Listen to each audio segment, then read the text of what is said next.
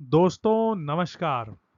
दोस्तों आज के इस वीडियो में हम बात करेंगे सेक्शन 498 ए के केस में पटना हाई कोर्ट ने कुछ कंडीशन लगाई बेल देने, एंटिसिपेटरी बेल देने के लिए, जिसको सुप्रीम कोर्ट ने खारिज कर दिया।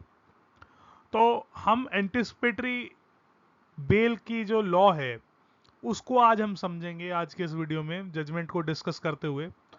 तो दोस्तों पहले हम देखते हैं कि क्या कंडीशन पटना हाई कोर्ट ने लगाई। तो ये केस का टाइटल है Sudeep Chatterjee versus state of Bihar.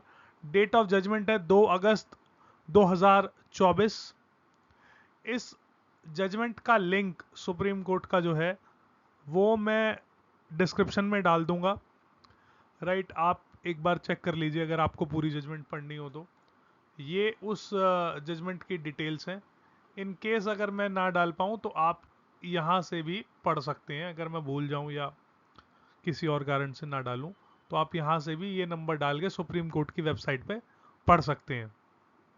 Right, तो 498 ए का मामला था, यानी कि cruelty towards wife after marriage. तो कंडीशन ये थी कि considering the desire of parties, both parties are directed to file a joint affidavit before the court below to the effect that parties have agreed to live together and petitioner, यानी कि husband के लिए specific direction दी गई, petitioner must give specific statement in the said joint affidavit that he undertakes to fulfill all physical as well as financial requirement of the complainant so that she can lead a dignified life without any interference of any family member of petitioner।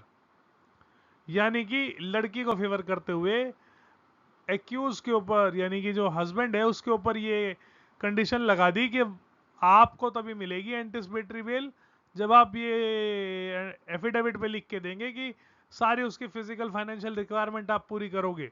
Right, तब आपको ये anticipatory bell मिलेगी। तो supreme court ने इन view of the various precedent led by the Supreme Court in past, the court held that this condition is impossible condition, kind of impossible condition, कि आप किसी बंदे को इतना कैसे बांध सकते हैं कि वो किसी की सारी जरूरत पूरी करेगा, फिजिकल फाइनेंशियल। अरे अगर उसके पास रिसोर्सेज नहीं होंगे तो वो कैसे पूरी करेगा, उसकी कोई अनजस्ट रिक्वायरमेंट होगी तो कैसे पूरी करेगा। So I think Supreme Court has rightly rejected this condition of anticipatory bail imposed by the Patna High Court. So supreme court ने इसको रिजेक्ट करते हुए अपने Parvez Nooruddin Lokhandwala versus state of Maharashtra की जजमेंट डिस्कस की, जिसका साइटेशन है 2020 10 SCC पेज नंबर 77। तो इसमें कोर्ट ने कहा the human right to dignity and protection of constitutional safeguard should not become illusory by imposition of conditions which are disproportionate to the need to secure the presence of accused and proper course of investigation and eventually to ensure fair trial। तो court ने कहा कि ये एक काल्पनिक चीज नहीं बन जानी चाहिए एंटिसिपेटरी बेल, है ना, कि किसी को मिले ही ना, है ना। और कोर्ट ने कहा कि ये जो कंडीशन आप एंटिसिपेटरी बेल देते हुए लगाते हैं, they should not be disproportionate, यानी कि वो जरूरत से ज्यादा उसमें स्ट्रिक्टनेस ना हो। और क्योंकि पर्पस तो किसी भी कंडीशन का यही है कि फेयर ट्रायल हो और एक्यूज ट्रायल फेस करने कोर्ट में आए और इन्वेस्टिगेशन प्रॉपर हो। राइट, तो कोर्ट ने कहा कि आप ऐसी फालतू कंडीशन ना लगाएं जिससे कि एंटिसिपेटरी बेल का जो पर्पस है वही फ्रस्ट्रेट हो जाए।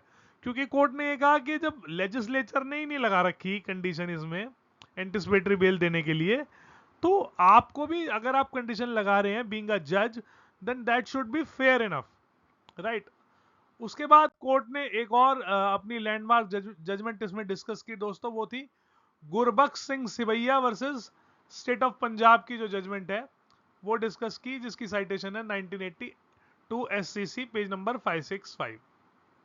इसमें कोर्ट ने ये कहा, तो I am only reading the colourful part that because that is only the material part.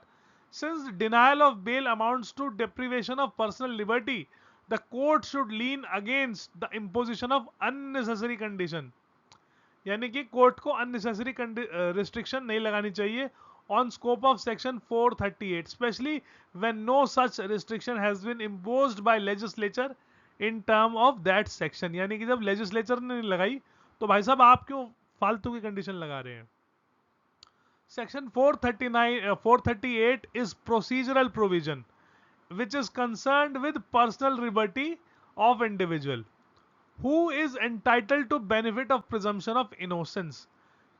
उसको क्यों अगर आप एक बार इस कंक्लूजन पे पहुंचते हैं कि इसको एंटिसिपेटरी बेल दी जानी चाहिए, तो फिर उसमें फालतू कंडीशन नहीं लगनी चाहिए और उसको जो प्रिजम्पशन ऑफ इनोसेंस है उसका बेनिफिट मिलना चाहिए, since he is not on date of application of anticipatory bail convicted for offense in respect of which he seeks bail, right?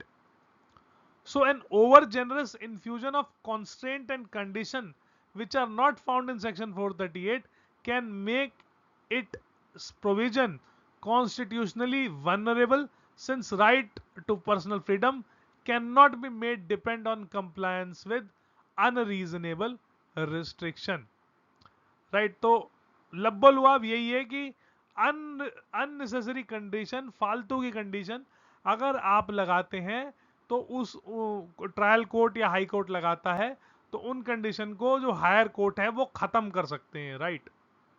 If the court believes कि एंटिसिपेटरी बेल दी जा सकती है on imposing of condition, right? तो अगर court, कहने का मतलब ये है कि अगर कोर्ट एंटिसिपेटरी बेल दे रहा है तो उसको रीजनेबल कंडीशन लगानी है, फालतू कंडीशन नहीं लगानी है।